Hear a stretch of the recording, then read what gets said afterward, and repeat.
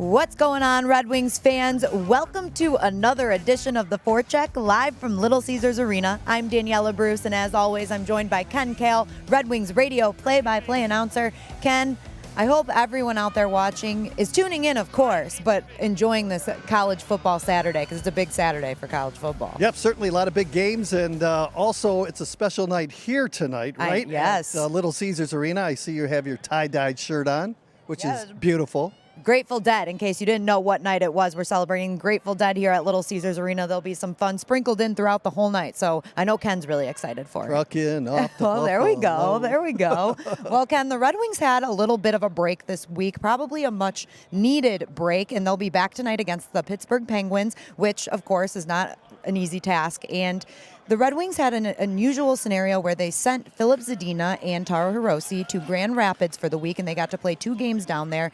Zadina received the call back up to Detroit. Hirose did not. What was your overall thought about this situation? Well, we'll start with Taro Hirose first, and I thought last year he played really well in the 9 or 10 games that he played at the end of the season, came up with Ryan Kuffner and actually played better than Kuffner and actually had a good point streak going for the Red Wings. But I thought this year he seemed like he was knocked off balance a lot, and he's a terrific passer, and he makes some unbelievable plays, but I think at times he's been guilty of turning the puck over, sending the puck blindly to spots in the offensive zone, and that results in turnovers, and turnovers in this league aren't good because once you turn the puck over, a lot of times it ends up in the back of your net.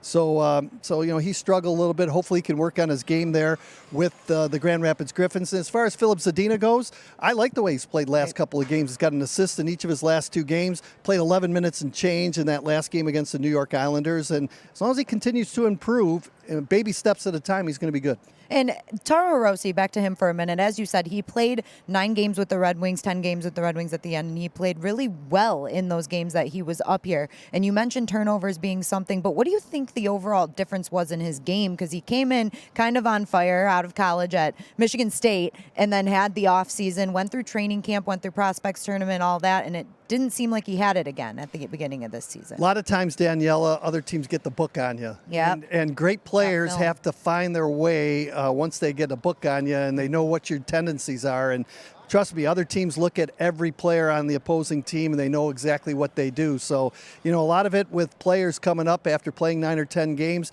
they have to find ways to make adjustments. And if you don't make those adjustments, you're not going to be in the National Hockey League. If you are capable of making those adjustments, you're going to be around for a long time. And that's just something that comes with experience and practice. And Taro's going to get a little bit stronger too. By no means his career's over. Right. He's going to continue to improve on his game, and I hope to see him up here before the end of the season. And as we said, back at Little Caesars Arena for the first game since Monday night, a week of practice, Carly Johnston was in the locker room for morning skate.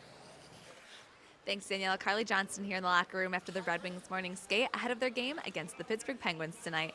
This is the first of 3 meetings between these 2 clubs this season, and with Sidney Crosby out of the lineup, the team is looking to capitalize on that and snap their losing streak and gain back some confidence in the locker room. Obviously, everyone's pulling together, and sometimes when you're in a little slump like this or big slump, but like everyone's trying so much, so we're not efficient in that way. So I think you just have to find that balance when you're playing comfortable and with confidence, but it's not going to be something that's been given to you. You got to work to get your confidence back, and you just got to try to do the little things right and try to get it.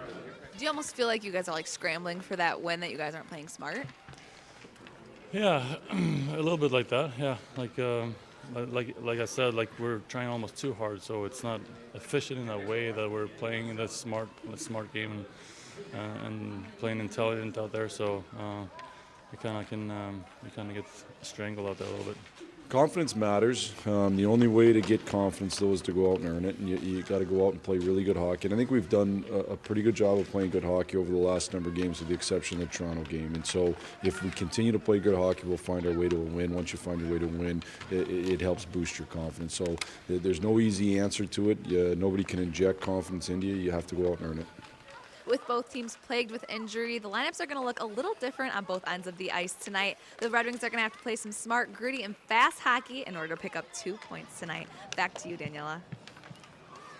As Coach Blashill said, they're going to have to kind of build that confidence back up, but it's something that's earned, and they're looking to earn that against the Pittsburgh Penguins tonight, which isn't an easy task, especially with guys like Evgeny Malkin and Jake Guentzel on the line. They are both playing really well this season. Evgeny Malkin, he has got 9 points in the last 5 games. Guentzel has 7 points in the last 5 games. Back to Malkin, he has 26 points in 18 games against the Red Wings. So another guy that's kind of got Detroit's number. Yeah, he was drafted right before the year before Sidney Crosby, and boy, what a player Evgeny Malkin is. And he's one of those guys that actually plays better with Crosby out of the lineup. He's averaging 1.34 points per game without Sidney Crosby in the lineup. And when Sidney's in there, not too bad, 1.15. But he's one of those guys that really can step up when Sidney Crosby is out of action. And, I guess it's another couple more weeks before Crosby, maybe even a month before he comes back in.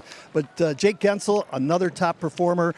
He was a third-round pick, I think, back in 2015. He leads the team in goals and points. And when you look at this Pittsburgh team, you say, why isn't it Crosby? Why isn't it Malkin? Then you look at Jake Guentzel, top-notch player, all-around great athlete, and he's a guy that has to be reckoned with tonight.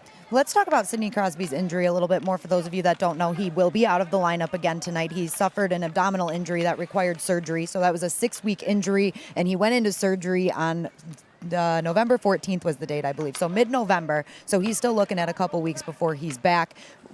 You said that Malkin steps up in the absence of Crosby. Guentzel obviously steps up in the absence of Crosby. But is there any weakness with Crosby out of the lineup for Pittsburgh? You would think there would be, but it just seems like everybody plays well. And that's this goes back years ago. And when Crosby had a concussion, he was out for a while. It's like the team never missed a beat. And it kind of reminded me of the old Detroit Red Wing teams when, an Yzerman would go out or a Fedorov would go out for an extended period of time. Everybody just picked up their game. And that's what Evgeny Malkin has been able to do in his career with Pittsburgh. And you've got a Pittsburgh team, like you said, that's playing well thus far this season. The Red Wings, they had this little break here. Hopefully they can hit the reset button against Pittsburgh. What do you think it's going to take to beat them tonight? I think, according to the schedule, this is a great time for the Red Wings. They were struggling. They lost their last 8 hockey games, 0-8-2 in their last 10. But in the month of November, Daniela, they played 16 games. So you're almost playing every other day. You had back-to-back, a lot of travel, and you don't have time to practice. And sometimes when you get into a slump, you need to work on parts of your game. So that's what this 4-day break, as far as no games go for the Red Wings, can help the Red Wings just to clear their minds, regroup, work in areas that they need improvement on, and hopefully come in with a solid performance against the Pittsburgh Penguins tonight. This is a big game for the Red Wings in the sense of getting back on track for the season, and we've got a lot of fun going on down here tonight. Like we said, it's Grateful Dead night. We're going to have a band playing before the doors open. We're going to have fun giveaways, a lot of stuff for Grateful Dead. I've got these tie-dye t-shirts again. So if you can get down here for the game, you should. Puck drop is 7 p.m. But if you can't, the game is going to be broadcast on Fox Sports Detroit, or you can listen to Ken Kal on 97.1 The Ticket. Thank you guys so much for joining us. Maybe we'll have some bumper music for the Hey, there you go. Dead, yeah. Grateful Dead. Bye, guys. Thank you.